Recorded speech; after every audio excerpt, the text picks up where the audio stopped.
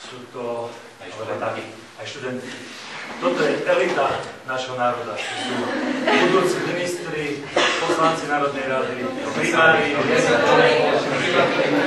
primátori, starostovia.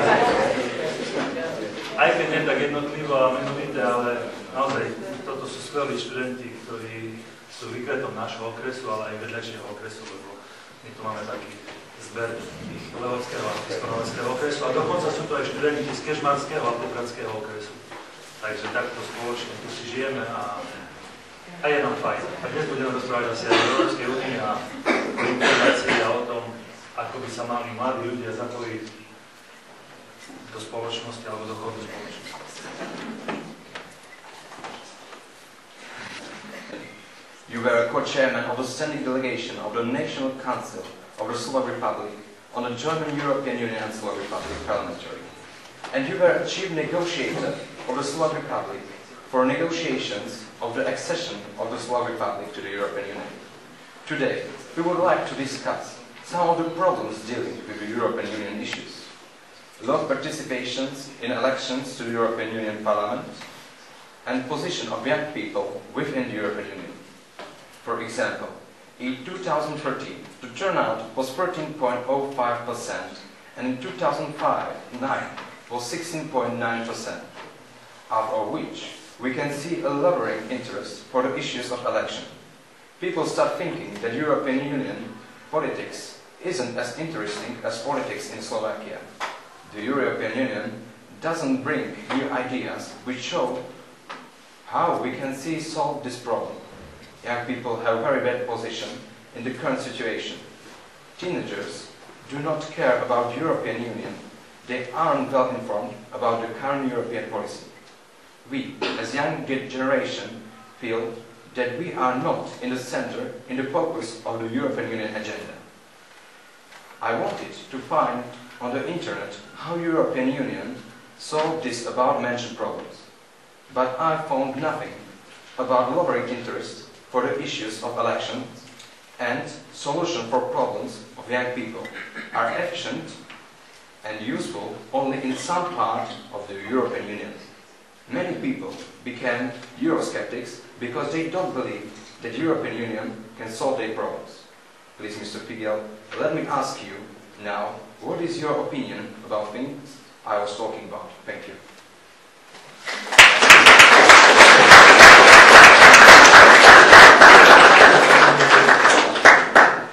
Thank you very much for the nice words of welcoming. Sorry, what's your name? And Professor. Adam. My name is Jan. It's a pleasure to meet you. I have the only son, his name is Adam. Yeah. And 3 daughters. I'm happy to be here in Levoča with you, with young people. For a while I will increase average age in this room, but it's good to be young and to feel young, but to feel young and be young forever. So I wish you to keep this esprit or spirit of eagerness or engagement with the problems of the time forever. But my father would love to have my opportunity or your questions or problems to speak about or spoke about. Because 24 years ago, 25 years ago, we didn't have a chance to participate in free elections. Our freedom is our responsibility. Because freedom without responsibility is a nonsense. We will not survive. Rights without duties doesn't exist. If somebody has right, somebody is due to care for or guaranteed rights. Why I say it? Because Europe without these principles will not survive. European Union has history of more than 50 years, half century. Is it long? Is it short? Is it longest ever period of peace in Europe? And peace is not automatic. Peace in Slovakia, in Central Europe, is not granted. It's not the result of climate change. It's not self-evident. It's a result of struggle, many victims, but also responsibility for peace and living in peace. And there were different periods of appeasement or sort of kind of peace, Cold War in Europe, but peace without stability, peace without freedom, which is not peace. Europe is a large topic. European Union is studied today at the universities, 5 years, 6 years. European studies is a very frequent program offered throughout, not only continent but also elsewhere, in Australia, in the United States. Europe is a phenomenon. And we are in the middle, which is fantastic. Or are we at the margins? We don't care. Najvýznamnejších súčasných problémov Európskej únie je nezamestnanosť mladých. Nezamestnanosť mladých v súčasnosti dosahuje rekordnú úroveň. Napríklad v Grécku a Španielsku je to dokonca nad 50% a na Slovensku je vyše tretina mladých ľudí nezamestnaných. Sa mi zdá, že na tento problém sa poukazuje už dlhšiu dobu, avšak progres v tejto oblasti stále nie je viditeľný a čísla sa nezlepšujú. Môžete nás prosím vás informovať, môžete prosím vás adresovať tento problém a informovať nás o prípadnej agende Európskej únie? No, je to veľká agenda a na jednej strane je smutná, keď do školy vychádzajú klienti úradu práce. Mladí ľudia plní sily, elánu, snov, ale musí ísť na úrad práce, lebo nič dookola sa nevyskytuje. Alebo oni sú krajiny, kde sú dodiaľky, čo nie je dobré. A to hovorím preto, lebo som presvedčený, že nezamestnanosť sa riešiť má a dá. My sme mali snem pred 2 týždňami v Poprade a 3 headliny tam boli a to preto spomínam, lebo to je čas do toho. Rodina, práca, spolu to súvisí, lebo keď nefunguje rodina, nenahradíte to ani štátom, ani obcov. Ale keď ľudia nemajú robotu, obživu, tak rastie všetko možné problémové, asociálne, kriminálne, nedostatok základnej etiky, starostlivosti, lebo sa vyprázdňuje ten ľudský tvorivý rozmer. Práca je tvorivý proces a nie je trest. Pán Boh pracoval. Práca je čosi, čo človek potrebuje na svoje naplnenie, lebo je pozvaný k tvorivosti. Je pozvaný k tomu, aby sa obživil, a samozrejme obživil sebe zverený, respektíve rodina, aby bola naozaj nezávislou aj ekonomicky bunkou, ktorá je vitálna, ktorá je zapísaná na úrade práce. No, hovorím o princípoch, ale aj o tom, že u susedov je rádovo nižšia nezamestnanosť. U nás je dvojciferná, tam je jednociferná. Ja nehovorím o Rakúsku, ktoré má pod 5%. Pod 5%. A odpoveď má niekoľko vrstiev, jedna z nich je samozrejme, ako školy pripravujú mladých ľudí. Či len memorovať, či aj tvoriť. Či byť aktívny alebo pasívny.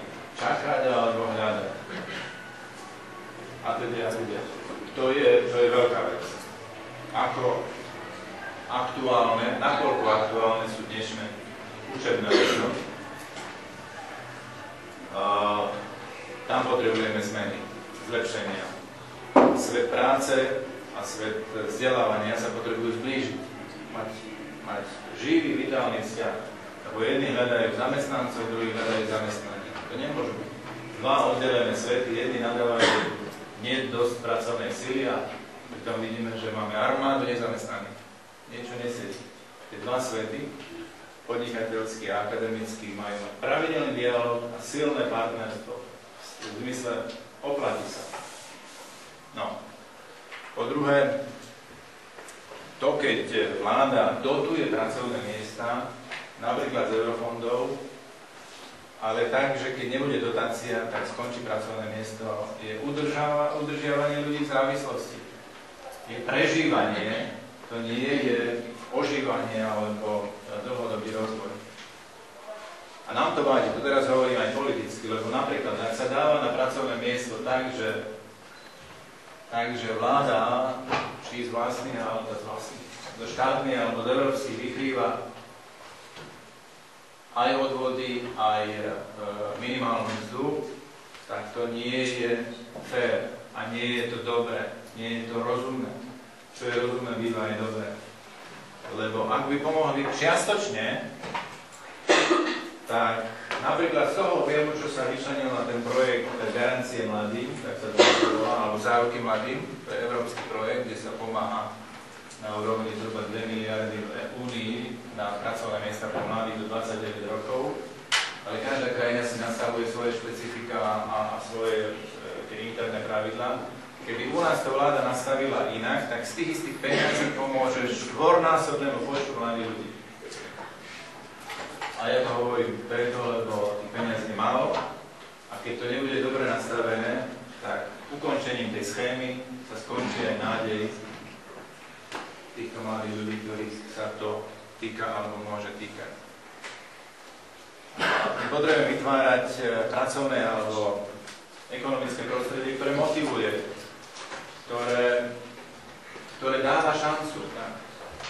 Niektoré sa postará. Chcem sa opýtať, na Slovensku máme obrovské regionálne rozdiely, ktoré sa podľa môjho zdania ešte preambujú. A historicky chudobné regióny majú tiež veľký problém pri lokálnych. Európska únia často čelí kritike, že nevie transparentne pomáhať rozvoju chudobných regiónov. Chcel by som sa opýtať, aké inštitúcie podľa vás dokážu efektívne zabezpečiť transparentnosť rozhodovania eurofondov? No, čím viac svetla, tým viac kontroly alebo transparentnosti. To znamená, treba tie procesy doma. To nie je problém Únie ako také, lebo viete, Únie je dnes 28 štátov a môžete nájsť krajiny, napríklad som spomínal Fínsko, má 5 miliónov aj niečo ako my, Dánsko 5 miliónov a niečo ako my. A pritom má najvyššiu mieru inovatívnosti v rámci Únie, vysokú mieru konkurenčnej schopnosti. Je to krajina, myslím Fínsko, ktorá je pol roka je tam tma, pol roka je svetlo, pri polárnom kruhu je to tak. Majú 1000 jazier, sama voda, brezové drevo alebo tundru, takže nie je tam veľmi nejakého prírodného základu bohatstva, ale tá tvorivosť, to, že majú 15-ročných najlepšie vzdelaných alebo z toho skúmaného portfólia najlepšie pripravených na svete v rámci OECD, 15-ročných Fíni ako v jazyk, tak hovorí vlastnou rečou o tom, čo je tam centrum, ľudský potenciál. Ten, keď sa rozvinie, krajina je aj vitálna, konkurencieschopná, inovatívna, nachádza odpovede na otázky, nejaké problémy.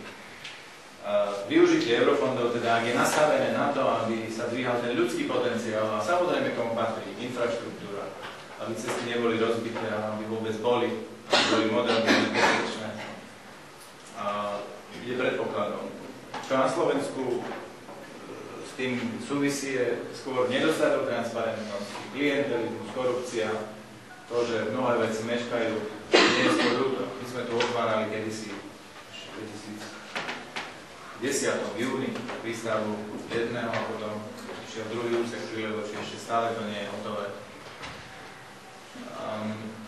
Infraštruktúru potrebuje celá krajina, lebo to prospieva celku. Zároveň každý región, lebo kto je ďaleko, kto je nedostupný, tak bude ešte chudobnejší.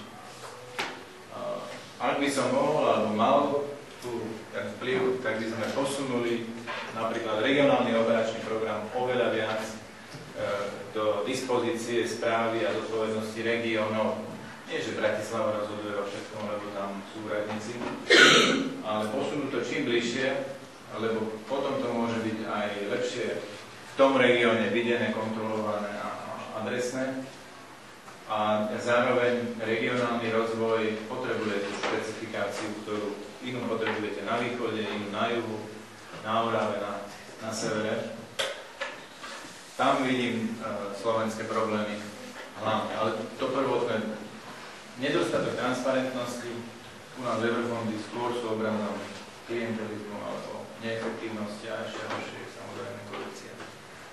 A to jednak je nehospodárne a hlavne je to aj trestné a Európska únia potom odoberá krajine eurofondy alebo jednoducho nepreplatí tie projekty. Slovenské regióny potrebujú priamejší vzťah k európskej politike, aby sa im viac darilo napríklad cezhraničnej spolupráce.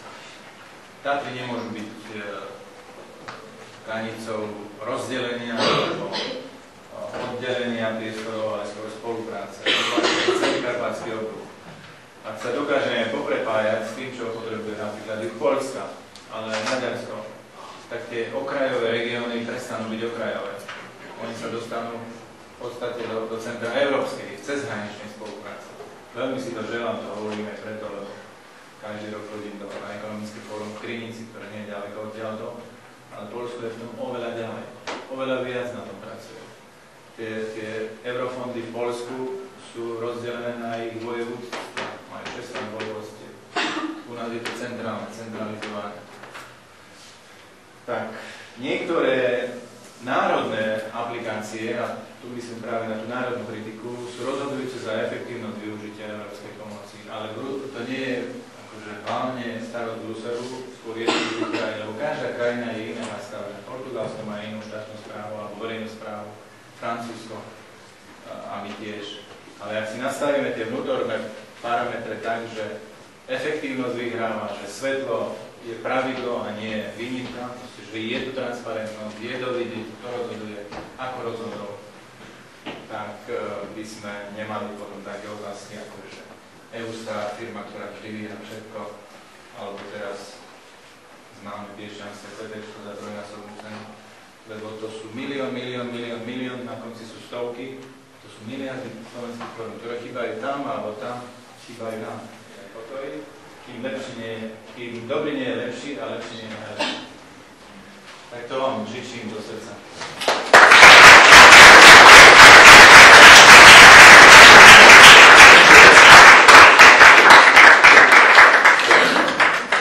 Pani profesorka dám...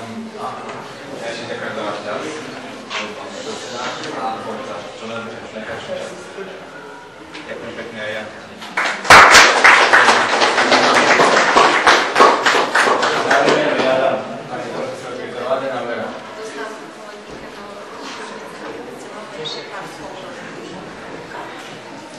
Školské. Na pamiatku.